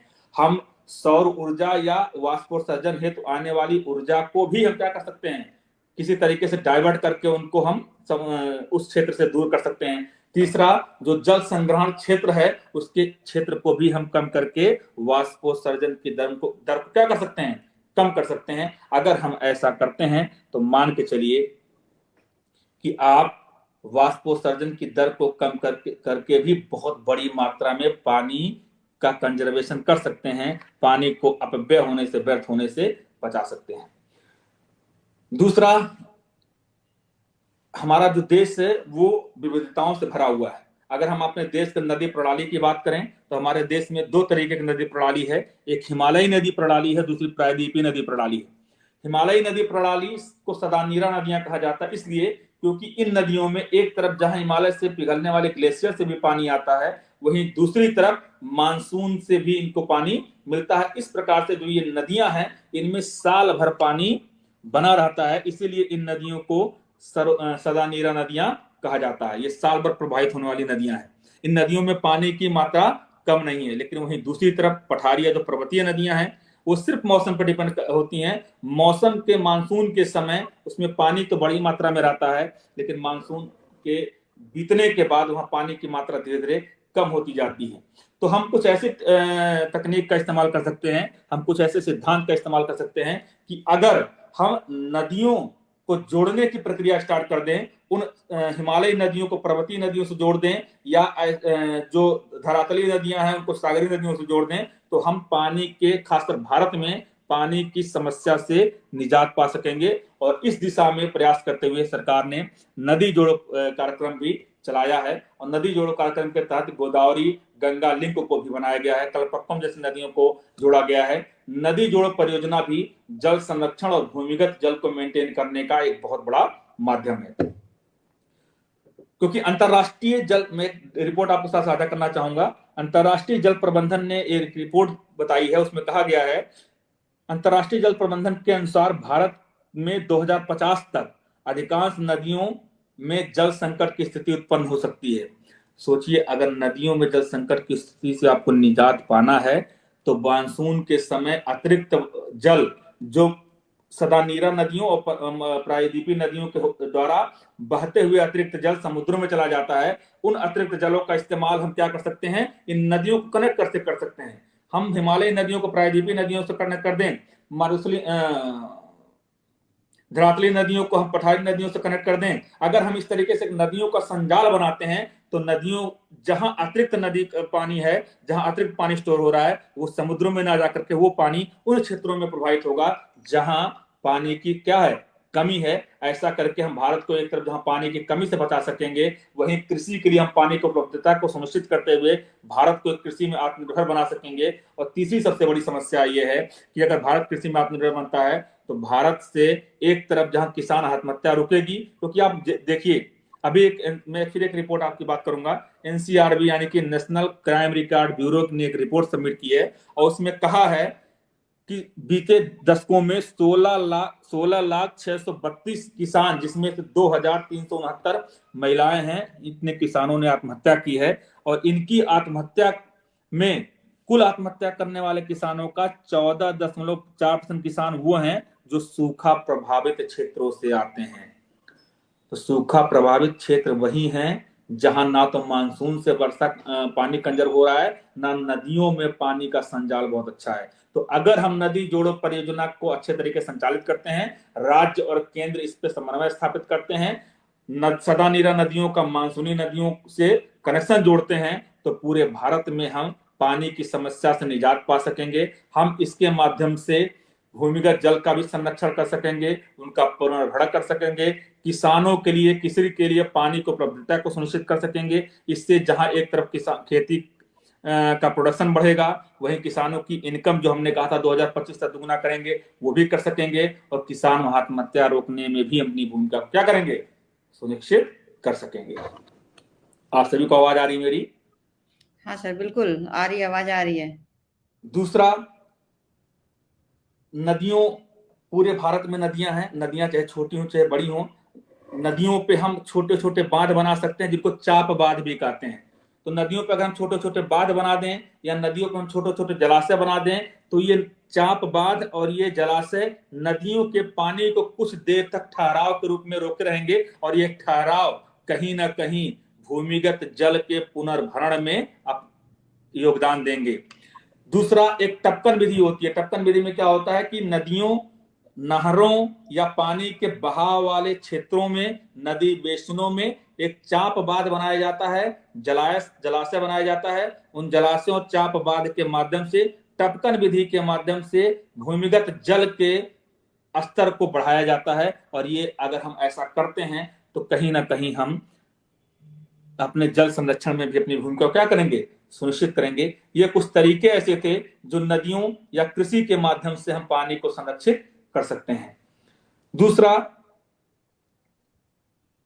सबसे बड़ा हमारे यहाँ पानी का जो स्रोत है वो वर्षा है। बरसात से हमें बहुत पानी मिलता है और बरसात से इतनी पानी भारत में होती है। मानसून के मौसम में भारत में इतना बारिश से पानी होता है कि अगर हम उनको कंजर्वेशन कर ले जाएं तो अगले 4 से 5 सालों तक हमें पानी की समस्या नहीं होती। तो सवाल ही हम कर क्यों नहीं पाते? तो इसलिए नहीं कर पाते क्योंकि हमें, वही बात मैं आपसे कहूंगा कि हमें उसकी वैल्यू नहीं पता है। अब वर्षा के जल को संरक्षित करने के लिए हम कई स्तर पर काम कर सकते हैं। अगर हम घरेलू स्तर पर बात करें तो हम ये देख सकते हैं कि जितने भी घरेलू स्तर पर आप क्या करेंगे कि छत पे आप ओपन टंकी बनाइए। उस ओपन टंकी में जो बरसात से जब बारिश होगी तो उस बारिश से उस ओपन टंकी में पानी स्टोर होगा, उसको हम सेप्टिक टैंक बोलते हैं। उस सेप्टिक टैंक में पानी स्टोर होगा। उस सेप्टिक टैंक से हम अपनी पानी को दैनिक इस्तेमाल कर सकते हैं। मतलब कहने का यह है कि सेप्टिक टैंक से हम डायरेक्ट पानी का इस्तेमाल अपने यूज में कर सकते हैं। दूसरा, सेप्टिक टैंक से जो पानी है उसको हम पाइप के माध्यम से जमीन के नीचे सोख्ता बनाकर के नीचे उतार सकते हैं और उस सेप्टिक टैंक के पानी को हम सोख्ते में डाल करके भूमिगत जल को मेंटेन कर सकते हैं। दूसरी हम क्या काम कर सकते हैं कि हमारा जो गांव का घर का छत होता है उसका कहीं ना कहीं एक ढाल होता है जिसके थ्रू पानी निकलता है छत से, स्टोर ना हो। तो उस ढाल में हम पाइप लगाए होते हैं, लेकिन हम अक्सर देखते हैं कि हमने पाइप लगाई और पाइप ऐसे जमीन में छोड़ दिया, छत से पानी निकला और बहता चला जा रहा है। वो पानी क्या हुआ, छत से निकल के सड़क पे गया, सड़क से फर्श पे गया, फर्श से बहते हुए नालियों में गया, नालियां जो चौक है या जाम है या नहीं है तो बहते समुद्र में चला गया, हमारे किसी काम का नहीं रह गया। हम उसको काम का बना सकते हैं। हम कैसे काम को बना सकते हैं कि हम जो अपना जिधर हमारा ढाल है उधर हमने पाइप लगाई है, उस पाइप के नीचे हम, जैसे भी गरिमा जी ने कहा कि 2 गड्ढे बनाए, एक बड़ा गड्ढा एक छोटा गड्ढा, जिसको देहाती भाषा में सोख्ता बोलते हैं, जिसको लेकर सरकार ने प्रोग्राम भी चलाया ग्राम प्रधानों के माध्यम से। उस सोख्ते में हम क्या करते हैं, पहले वाले गड्ढे हम बड़े बड़े रोड़ी डालते हैं, छोटे वाले गड्ढे में छोटी छोटी रोड़ी डालते हैं। रोड़ी का क्या काम होता है कि वो गंदगी को ऊपर रख देती है। अब उस सोख्ते से हम वो जो छत से आता हुआ पाइप है उस सोख्ते से हम कनेक्ट कर दें। पानी क्या होगा कि अभी तक हमारा फर्श पे बहते हुए बाहर निकल गया, लेकिन अब क्या होगा कि उस पाइप के द्वारा पानी उस सोख्ते के थ्रू कहाँ चला जाएगा, भूमिगत जल में चला जाएगा और हमारा भूमिगत जल मेंटेन रहेगा। और भूमिगत जल को मेंटेन करना ये क्या है, जल संरक्षण कहलाता है। दूसरा हम क्या कर सकते हैं कि घर, अभी जैसे हम आप शहरों में घर बनाते हैं, अपने घर के सामने पूरा फर्श कर देते हैं। हमें इससे बचना चाहिए क्योंकि हमें प्रकृति के खिलाफ नहीं जाना है। आप ऐसा मत सोचिए कि मैं आपको दबाव बना रहा हूँ। आप सोचिए कि अगर आप ऐसा नहीं करेंगे तो 4 साल बाद आपको अपने घर तोड़ करके जो है कच्चे मकान की तरफ बढ़ना पड़ेगा। तो आप क्या करिए, अपने फर्श के चारों तरफ गार्डन के लिए जमीन छोड़ दीजिए और वो खाली जमीन हो। खाली जमीन का मतलब क्या, मिट्टी वाली जमीन हो, क्योंकि जब बारिश होगी तो फर्श से बहता हुआ पानी जो अभी तक सड़कों पर चला जाके व्यर्थ हो जाता था, वो पानी व्यर्थ नहीं होगा। क्यों व्यर्थ नहीं होगा? क्योंकि वो पानी फर्श से बहता हुआ उस गार्डन में चला जाएगा, उस मिट्टी में चला जाएगा और मिट्टी उस पानी को सोख करके भूमिगत जल में स्टोर हो जाएगा। और आप देखिए कि आपके घर के चारों तरफ, खासकर आपके घर का जो वाटर लेवल हो क्या रहेगा, हमेशा मेंटेन रहेगा। ऐसा करके भी आप अपने जल संरक्षण में अपनी भूमिका को सुनिश्चित कर सकते हैं। तीसरा, सड़कों के दोनों तरफ नालियां बनी है, फिलहाल कोई दिक्कत नहीं। पक्की सड़कें होती है, पक्की सड़कों के दोनों तरफ नालियां बनी होनी चाहिए। नालियां प्रॉपर साफ होनी चाहिए, नालियां ढकी हुई होनी चाहिए। नालियों के बीच में मेन होल्स होना चाहिए ताकि मेन होल्स के द्वारा उसको साफ किया जा सके और नालियों से बहता हुआ जल भूमिगत जल में स्टोर होकर के संरक्षित हो जाए। और जो अतिरिक्त जल है वो इधर उधर व्यर्थ ना होते हुए अतिरिक्त जल कहाँ चला जाए, नदियों में चला जाए, नदियों के माध्यम से कहाँ चला जाए, समुद्रों में चला जाए, ताकि हमारा पानी का कंजर्वेशन भी मेंटेन रहे। और नालियों को साफ करने की जिम्मेदारी हमारी आपकी भी है। और किसी के, आप बरसात के दिन अक्सर दिल्ली में देखते होंगे कि पूरा का पूरा ब्रिज ही डूब जाता। क्यों? क्योंकि नालियों में पन्नी या कपड़े या बाल फंसे हुए हैं, उसके कारण हमारा पानी क्या होता है, व्यर्थ हो जाता है। और इसका मैं एक आपको चाहूंगा कि आप सब लोग पढ़िए। अगर जल प्रबंधन प्रणाली की सबसे बेहतरीन उदाहरण आपको कहीं देखना है तो हमारे इंडस वैली सिविलाइजेशन की हिस्ट्री आपको पढ़नी होगी। आपको लगेगा कि हमसे कहीं ज्यादा वो कल्चर्ड थे। उनकी सभ्यता, हमारी सभ्यता पानी को बचाने के लिए बहुत बड़ी रही है। हमारे वैदिक संस्कृति में पानी को जीवंत कहा गया है, तो आपको वहां देखना चाहिए। तो ये कुछ ऐसे माध्यम से जहां हम दैनिक इस्तेमाल करते समय, कृषि में इस्तेमाल करते समय और वर्षा जल को सुनिश्चित करके अपनी भूमिका को सुनिश्चित कर सकते हैं। लास्ट में मैं एक छोटा सा और उपाय आपको बताऊंगा। सुझाव मेरा ये है, जो कानूनी सुझाव हम कर सकते हैं, सरकार को इस बात पे अमल करना चाहिए, वो ये है कि अभी आप जानते होंगे, शायद आपको पता भी हो, नहीं पता तो मैं बता देता हूं। जल जो है वो राज्य सूची का विषय है। संविधान में हमारे कुल 3 प्रकार की सूचियां दी गई हैं। समवर्ती सूची, 3 प्रकार की सूचियां दी गई हैं, जिसमें एक कहा गया है केंद्रीय सूची, एक राज्य सूची, तीसरा समवर्ती सूची। केंद्रीय सूची में जो जो भी विषय शामिल है उस पर कानून बनाने का पूरा राइट केंद्र सरकार के पास है। राज्य सूची में जो विषय हैं उन पे कानून बनाने का पूरा विषय राज्य सरकार के पास है। समवर्ती सूची में जो विषय हैं उस पे राज्य और केंद्र दोनों नियम बना सकते हैं, लेकिन अगर केंद्र भी नियम बनाता है तो केंद्र का नियम प्रभावी माना जाएगा, राज्य के नियम को पीछे छोड़ दिया जाएगा। लेकिन चूंकि अभी जल जो है राज्य सूची का विषय है, इसलिए कई बार आप देखते होंगे कि जब नदी जोड़ो परियोजनाएं लागू की जाती हैं, जैसे कल्पक्कम परियोजना, पोलावरम परियोजना तमिलनाडु विवादित रही है। क्यों? क्योंकि जब राज्य सूची का विषय है तो हर राज्य जल को लेकर के अपना अलग अलग नियम बनाया हुआ है। तो जितने राज्य उतने नियम उतने कानून, और अगर राज्यों के बीच में समन्वय नहीं है तो नदी जोड़ो परियोजना जैसी अच्छी परियोजनाएं जो जल संरक्षण कर सकती हैं वो ढक के 3 बात की तरह बनकर रह जाती हैं। ये सबसे बड़ी विडंबना है। तो मेरा सुझाव यह है कि जल को अगर समवर्ती सूची में शामिल कर दिया जाए तो इस समस्या से निजात पा सकते हैं। क्यों ऐसा है? जल को समवर्ती सूची में शामिल करने से क्या प्राप्त होगा, मैं बात बताऊं कि जैसे मैंने आपको बताया कि समवर्ती सूची में अगर कोई विषय शामिल है तो उस पर केंद्र भी अपना नियम बना सकता है, राज्य भी अपना नियम बना सकता है। लेकिन अगर केंद्र नियम बना करके उसको लागू करना चाहता है तो ये संवैधानिक प्रावधान है कि समवर्ती सूची पर केंद्र सरकार के या केंद्रीय नियम को वरीयता दी जाएगी, राज्य के नियम को नहीं। तो अगर जल को समवर्ती सूची में शामिल किया जाता है तो राज्यों के झगड़े समाप्त हो जाएंगे और एक देश एक जल नीति बनाने की ओर हम अपना कदम बढ़ा सकेंगे। और केंद्रीय स्तर पर एक जल नीति बनाई जाएगी तो नदी जोड़ो परियोजना जैसे जल संरक्षण की बड़ी परियोजनाओं को हम अपने स्तर पर लागू कर सकेंगे। और जल अपव्यय को, जल उपयोग के दक्षता को भी सुनिश्चित करने के लिए हम केंद्रीय कानून के तहत एक सिंगल कानून बना सकते हैं, ताकि अलग अलग स्टेट अपने हिसाब से उसको मोल्ड ना कर पाए।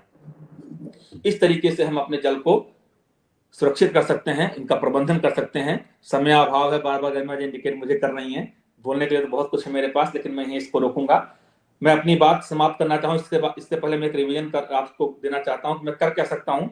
दैनिक स्तर पे हम अपने लिए आरओ के पानी का कंजर्वेशन कर सकते हैं, खुले नल को बंद कर सकते हैं, छोटे शावर का इस्तेमाल कर सकते हैं, लो फ्रिक्वेंसी की मशीन का इस्तेमाल कर सकते हैं, गीजर के पानी को बहाने से बचा सकते हैं, गार्डनिंग के लिए पाइप की जगह हम वाटर कैन का इस्तेमाल कर सकते हैं, टंकी में हम अलार्म लगा सकते हैं, सिंचाई के लिए आधुनिक सिद्धांतों यानी साधनों यानी कि ड्रिप और स्प्रिंकलर का इस्तेमाल कर सकते हैं, सिंचाई के लिए रबड़ के पाइपों का इस्तेमाल कर सकते हैं। दूसरी तरफ हम फसल उत्पादन के प्रबंधन कर सकते हैं, अप्रत्यक्ष जल जैसे सिद्धांत को लागू कर सकते हैं, नालों नहरों और जर्जर को हम ठीक कर सकते हैं, विभिन्न जल निकायों के वाष्पोत्सर्जन वाष्पीकरण को रोक सकते हैं, रोक करके हम जल को कंजर्व कर सकते हैं, नदी जोड़ परियोजनाओं को लागू कर सकते हैं। साथ ही हम वर्षा जल का संग्रह भी कर सकते हैं, छत पे टैंक बना करके डायरेक्ट पाइप को हम सोखते में स्टोर करके, फर्श को के किनारे खाली जमीन छोड़ करके, नालियों को सुरक्षित रख करके, और लास्ट में मेरा सरकार से सुझाव रहेगा कि जल को समवर्ती सूची में शामिल करके, ऐसा करके हम कर सकते हैं।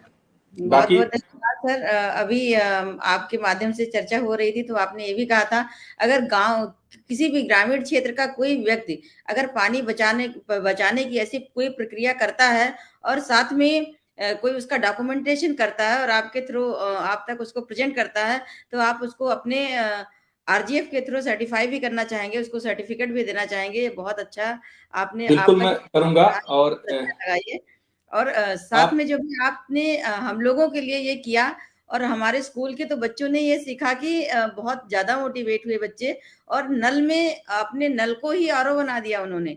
₹50 का आरओ बनवाया आपने, वो तो बहुत ही इंटरेस्टिंग था कि ₹50 की एक कीप लिया और उस कीप में नीचे एक जो फिल्टर वाले कपड़े दिए थे उसको बांध कर ऊपर छोटी-छोटी गिट्टियाँ डालकर और उसको नल के मुँह में टोटी में जब लगाया तो एक फ़िल्टर पानी मिला।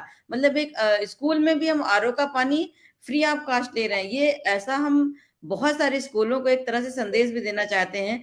संख्या भले ज़्यादा होती है, थोड़ा पानी की स्पीड स्लो ज़रूर हो जाती है, बट हमको शुद्ध पानी मिल जाता है। तो ये सब बहुत अच्छी चर्चाएँ थी और हम सारे लोग इससे सीखेंगे और प्रयास करेंगे कि ग्रामीण स्तर पर हम जितने भी लोगों से मिलें, हम अपनी बात एक बार ज़रूर रखें और स्वयं करें। जब तक हम खुद नहीं करेंगे, लोग उसको फ़ॉलो नहीं करेंगे। तो इस तरह से हम उसको करते भी हैं और लोगों से करवाते भी हैं। करवा कब सकते हैं? जब हम कर सकते हैं।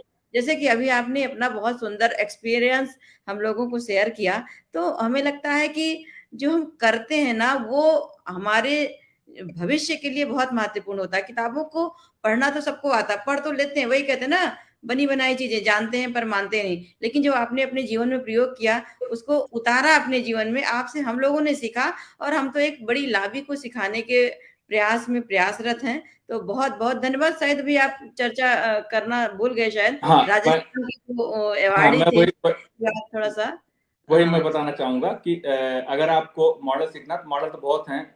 नीरा नीरा है, भीमसेन है। मैं आपको कहूंगा कि आप दो ऐसे मॉडल हैं पानी को बचाने के लिए घरेलू स्तर पे, जिनसे आप सीख सकते हैं। उन दो मॉडल का नाम मैं बताता हूं, उनके बारे में आप जरूर पढ़िए और कोशिश करिए वो आपसे मिलें। उनमें से एक व्यक्ति अभी कल परसों मेठी में थे भी, उन्होंने वृक्षारोपण भी किया है। हालांकि मेरा सौभाग्य नहीं रहा उनसे मिलने का, लेकिन मैं उनसे एक बार जरूर मिलना चाहूंगा। उन संस्थाओं में पहली संस्था है तरुण भारत संघ। तरुण भारत संघ राजस्थान की एक संस्था है और इसके जो संचालक हैं वो राजेंद्र सिंह हैं। आपने शायद नाम सुना होगा। राजेंद्र हाँ, सिंह को जल पुरुष के नाम से जाना जाता है और उनको मैग्सेसे अवार्ड मिला। सोचिए, मैग्सेसे अवार्ड किस बात के लिए मिला है? जल संरक्षण के लिए। आप इससे भी जल के महत्व को समझ सकते हैं। उन्होंने क्या किया, मैं छोटे स्तर पर बताता हूं, बाकी आप पढ़िएगा उनके बारे में, समय अभाव मेरे पास। उन्होंने जल संरक्षण के लिए सबसे आसान तरीका अपनाया स्थानीय लेवल पे, जो मैं बता रहा हूं आपको, दैनिक लेवल। उन्होंने क्या किया, जो राजस्थान में जोहड़ जोहड़ मतलब जलाशय बोला जाता है, जोहड़, बावड़ियां और कुओं जो खराब हो गए थे, उनका पुनर्निर्माण किया।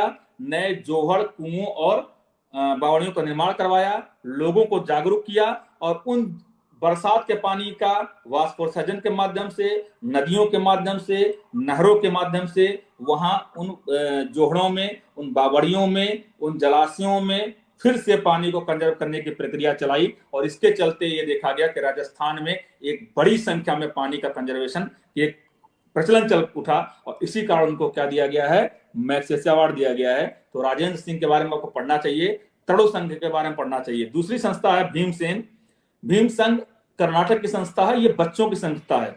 बच्चों की संस्था का मतलब क्या है कि जो भीमसेन संघ है, ये बच्चों को इस बात के लिए प्रशिक्षित करती है कि आप स्थानीय लेवल पे किस प्रकार से जलाशयों को, सरोवरों को, तालाबों को संरक्षित कर सकते हैं, कैसे उनको आप पुनर्जीवित कर सकते हैं, कैसे उनको आप लोगों को इसके लिए मोटिवेट कर सकते हैं। तो ये दो संस्थाएं ऐसी हैं, ऐसे हजारों संस्थाएं का मैं नाम ले सकता हूं, लेकिन ये दो ऐसी संस्थाएं जो मुझे काफी हद तक प्रभावित करती हैं। इनको आपको पढ़ना चाहिए, इनसे आप बहुत कुछ सीख सकते हैं और मुझे लगता है कि इसको अगर आप नेट पर सर्च करेंगे तो मिल जाएगा। तो इस तरीके से आज का सेशन मैं यही खत्म करूंगा। खत्म करने से पहले मैं अपने कुछ शब्दों से इस बात को खत्म करूंगा, क्योंकि मेरा मानना यह है कि कई बार इस राजेंद्र सिंह का जो नाम है वो किस कारण से बना है, मैं उस सिद्धांत पर काम करता हूं। कई बार हम नाम के पीछे भागते हैं कि मेरा नाम बड़ा हो जाए, मेरा नाम ऐसा हो जाए, मेरा नाम वैसा हो जाए, लेकिन नाम के लिए क्या करना पड़ेगा, इस पे हमें काम करना चाहिए। और वो नाम तभी बनता है जब आप काम करते हैं। तो मैं अपनी बात चंद लाइनों से खत्म करूंगा कि नाम से काम नहीं बनता, नाम से काम नहीं बनता जनाब, काम से नाम बनता है। काम करो ऐसा कि नाम बन जाए और नाम करो ऐसा कि फिर नाम लेते ही काम बन जाए। इन्हीं शब्दों के साथ मैं आज का सेशन यहाँ समाप्त करता हूं और मैं गरिमा जी और पूरे इस संस्थान को एक बार फिर से स्वागत अभिनंदन करता हूं, जिन्होंने मुझे यहाँ आने का अवसर दिया, इस प्लेटफॉर्म पे आने का अवसर दिया। और मैं इस संस्थान से कहना चाहूंगा कि ऐसे कभी भी कोई अवसर मिले तो मुझे जरूर दें। मैं अगर कुछ कर सकता हूं इस देश के लिए, इस लोगों के लिए, तो मैं करूंगा। और इन्हीं उद्देश्यों के साथ हमने आरजीएफ की नींव रखी है, जो पूरी तरीके से निःशुल्क सेवा करेगी एजुकेशन के क्षेत्र में, हेल्थ के सेक्टर में, विमेन एम्पावरमेंट में, चाइल्ड वेलफेयर में और इन्वायरमेंट के सेक्टर में। अभी फिलहाल मैं इन्वायरमेंट के एजुकेशन के सेक्टर में आरजीएफ को लॉन्च करना हूं, जहां मैं स्कूल कॉलेजों में, अगर स्कूल कॉलेज हमें देते हैं तो उन स्कूल कॉलेजों में मैं प्रॉपर जाऊंगा और मैं एक बेसिक एजुकेशन के रूप में उनको फ्री ऑफ कास्ट एजुकेशन दूंगा, यूपीएससी लेवल तक की। तो मैं उम्मीद करूंगा कि कॉलेज और स्कूल मुझे इस बात को समझें और मुझे इसके लिए अवसर दें। मैं बेहतर करूंगा, बस आपका साथ मुझे चाहिए। धन्यवाद, बहुत नमस्कार। बहुत धन्यवाद। बहुत बहुत धन्यवाद, और बहुत ही सार्थक और बहुत ही प्रायोगिक जानकारी हम लोगों के बीच में शेयर हुई। हमें लगता है कि ये ऐसी जानकारी है जो हम सब जानते हैं, बल्कि कोई भी नहीं मानता। तो गीता मैम से मैं आग्रह करूंगी कि अब आदेश भी चाहूंगी कि पुनः फिर किसी टॉपिक पर हम लोग जुड़ेंगे।